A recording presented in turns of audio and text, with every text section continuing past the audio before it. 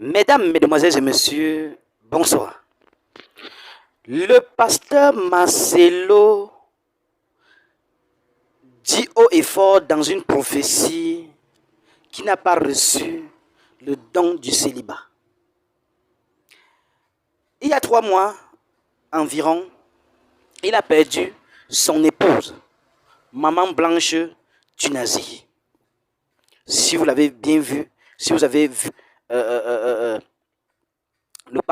dernier parcours de Maman Blanche, jusqu'à son enterrement, tout le monde a vu sur les réseaux sociaux.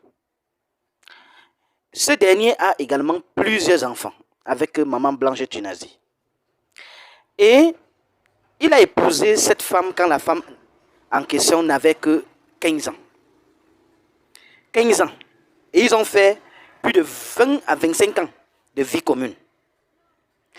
Après sa mort, à peine 3 mois, ce dernier, pasteur Marcelo, décide de se remarier, puisqu'il a déjà programmé un autre mariage en faisant croire à ses fidèles aujourd'hui qu'il n'a pas reçu le don de célibat et que son niveau de compréhension de la parole de Dieu n'est pas le même pour tous les autres.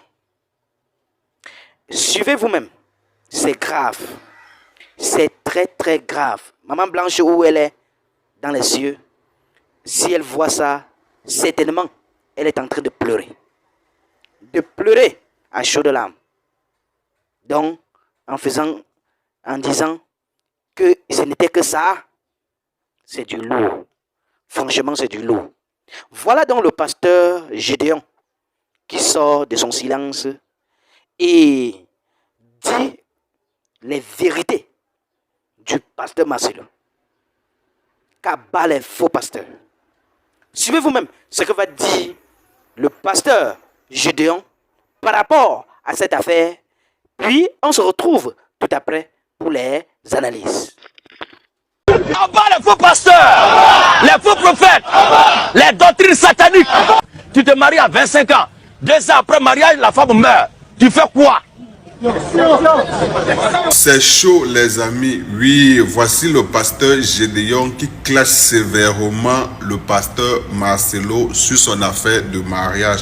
Vous savez tous ici que le pasteur Marcelo a annoncé un futur mariage dans les jours à venir, car pour lui il dit qu'il n'a pas reçu l'onction du célibat. Donc il est probable que dans les jours à venir il se remarie, et pour ce fait le pasteur Gédéon a fait une sortie. Je préfère ensemble qu'on écoute, et surtout donnez-moi vos avis en commentaire, et après on va écouter la réaction du pasteur Marcelo également. Chaque homme a droit à une seule femme sous prétexte que Dieu a pris la côte de l'homme pour faire sa femme. Bon, question de réflexion. Pour ceux qui refusent de réfléchir, abstenez-vous. Voici la question. Tu te maries à 25 ans, à toi qui m'écoutes, et qui crois que l'homme, c'est une seule côte que Dieu a pris pour fabriquer la femme. Tu te maries à 25 ans. 2 ans après mariage, la femme meurt. Tu fais quoi? Ou bien tu vas aller voir Dieu pour qu'il enlève une autre côte pour la fabriquer. Maintenant, si c'est le cas, Salomon qui avait 1000 femmes, sachant très bien que l'homme a 32 côtes, c'est ça? Salomon qui avait 1000 femmes. Combien de côtes Dieu a pris de lui pour faire ces 1000 femmes? Amen. Abat les faux pasteurs, les faux prophètes, les doctrines sataniques. Alors Dieu, l'éternel Dieu forma une femme. L'éternel Dieu forma une femme. C'est la côte qui est l'homme. La Bible parle de côte là. C'est vrai, littéralement ça tient. D'après ce que les anciens nous ont dit. Mais cette côte là est une image. Parce que le premier homme a été doublé de sexe. C'est le côté femme là que Dieu retire de lui. C'est pourquoi à partir de l'homme, on peut faire sortir femme et garçon. Mais à partir de la femme, on ne peut pas faire sortir garçon. C'est femme, femme, femme. Mais le garçon, c'est homme, femme, homme, femme. C'est pourquoi c'est grand H.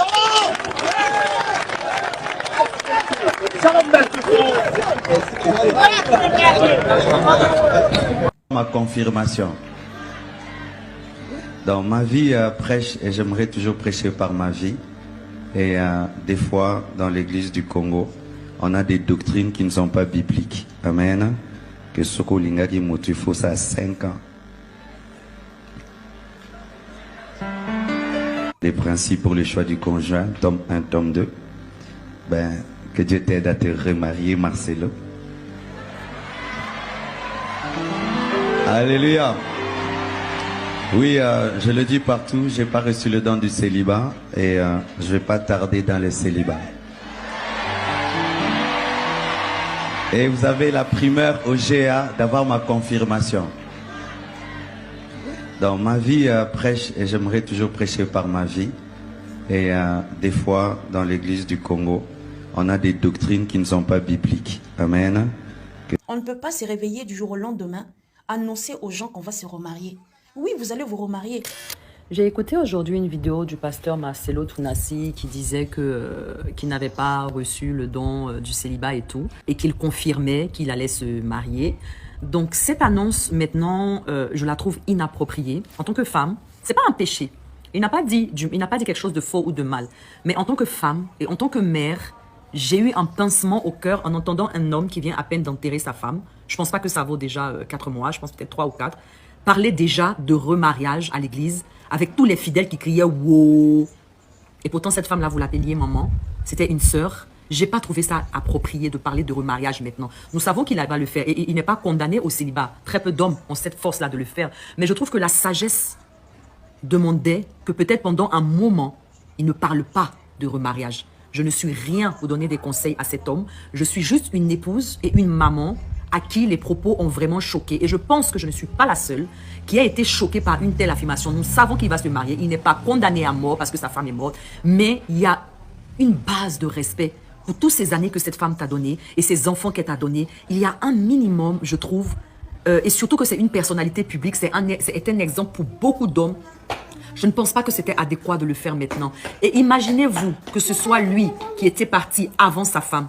Imaginez-vous Maman Blanche prendre le micro pour dire comme ça que après 3 mois ou 4 mois pour dire que moi je n'ai pas reçu le don du célibat, je vais me remarier très vite. Je la vois tellement mal en train de le faire que j'ai été choquée du fait de le voir lui en train de parler de remariage maintenant. Ce n'est pas un péché, mais moi en tant que femme, en tant que maman, j'ai été touchée.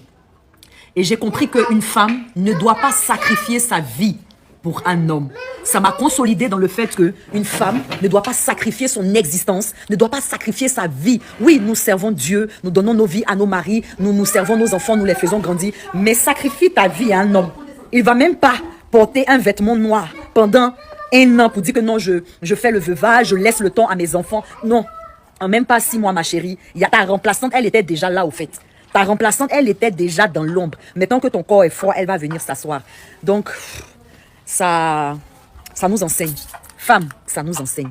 Ok, vivons pour notre foyer, vivons pour nos enfants, vivons pour nos époux. Mais n'oublions pas notre propre destinée. N'oublions pas notre propre parcours. Parce que quand on va t'enterrer, ton mari va te remplacer en même pas 6 mois. Et c'est pas un péché. Et c'est comme ça, la vie, elle continue. Donc, quand vous vivez pour les gens, sachez que, quand vous allez partir là, ils ne vont pas vivre pour vous. Et c'est pas ce qu'il y a à faire, au fait.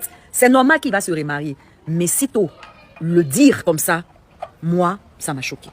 Ensemble, nous avons regardé cette vidéo et dites-moi, est-ce que le pasteur Gédéon a raison ou pas? Moi, je ne suis pas un homme de Dieu, mais je me dis quand même que toutes ces affaires de monogamie et tout ça, c'est le blanc qui a importé ça en Afrique, puisque avant nos parents, avant même que la Bible n'arrive en Afrique, beaucoup de nos parents avaient de nombreuses femmes. Bon, maintenant, est-ce que c'est normal que le pasteur Marcelo se remarie aussitôt que son épouse soit décédée? Ça, vraiment, ça ne reste que sa vie privée. Mais comme il est un homme public, c'est normal que des personnes s'interrogent. On se dit, à quel moment il a vraiment fait le veuvage, s'il faut dire comme ça.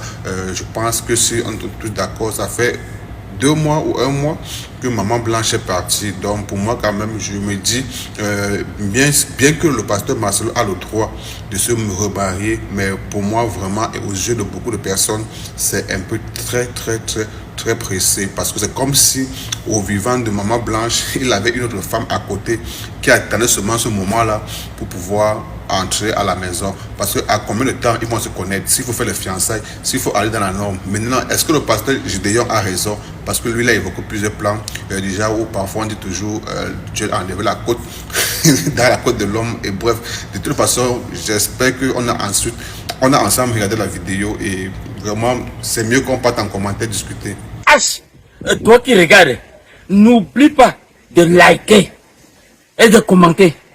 Vraiment, si tu n'es pas encore abonné, fais-le. Aidez-moi vraiment à travailler davantage.